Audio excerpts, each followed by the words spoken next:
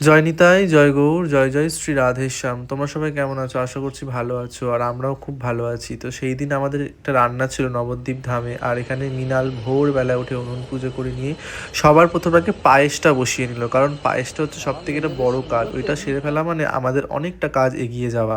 আর এখানে তো মৃণাল আর মেজো পায়েসটা অনর্গল নেড়েই যাচ্ছে, নেড়েই যাচ্ছে। আর তারপর তো এখানে মৃণাল ডালটা নাড়ছে। আর বন্ধুরা, তোমাদের যদি এরকম বাড়ি অনুষ্ঠানে রান্না করাতে চান তাহলে আমাদের সাথে যোগাযোগ করতে পারেন। আমরা পুরোপুরিভাবেই নিরামিষ রান্না রান্না করে থাকি। আর এখানে আমি আর সীমন্ত মিলে অন্নটা বসিয়ে নিচ্ছি, কারণ এই কাজটা সব থেকে ওই ভালো পারে।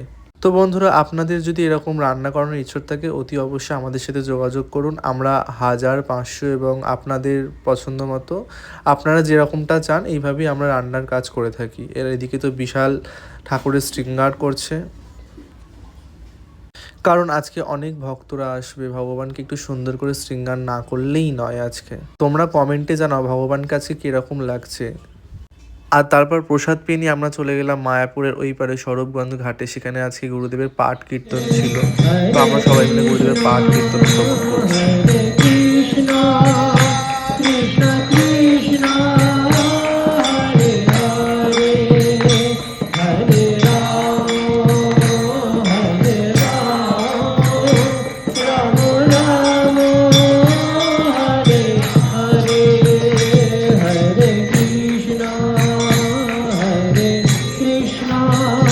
কৃষ্ণ কৃষ্ণ হরে হরে হরে রাম হরে রাম রাম আর আমরা সবাই মিলে গুরুদেবের শ্রীমুখে হরিকথা শ্রবণ করছি। আর আপনারা, আর তোমরা দেখতে পাচ্ছ আমাদের শ্রীমন গুরুদেব এখানে হরিকথা শোনাচ্ছেন সবাইকে। আমরাও সব গুরু ভাইরা মিলে গুরুদেবের শ্রীমুখে হরিকথা শুনছি।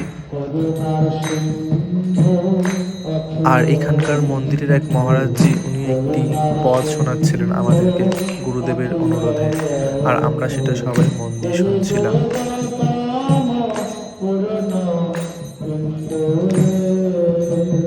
আর তোমরা সবাইকে দেখতে পাচ্ছ, এরা হচ্ছে সবাই আমার গুরু ভ্রাতা, গুরু বোন। আর বন্ধুরা, তোমরা দেখতে পাচ্ছ এটা হচ্ছে আমাদের দক্ষিণার স্বরূপ, যেটা আমি আমার কাছে এখনো পর্যন্ত নেই, কারণ এটা আমি বাড়ি আসার সময় র্যাপিডোতে ফেলে এসেছিলাম। তো আর কি করা যাবে, তো আমরা পাঠ কীর্তন শেষ করে সব গুরু ভাইরা মিলে নৌকা করে আমরা আমাদের নবদ্বীপের বাড়িতে ফিরে আসছিলাম।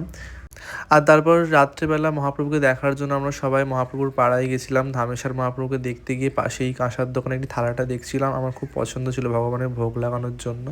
আর তারপর রাত্রেবেলা মহাপ্রভুকে দর্শন করছি। দর্শন করে নেওয়ার পর মহাপ্রভু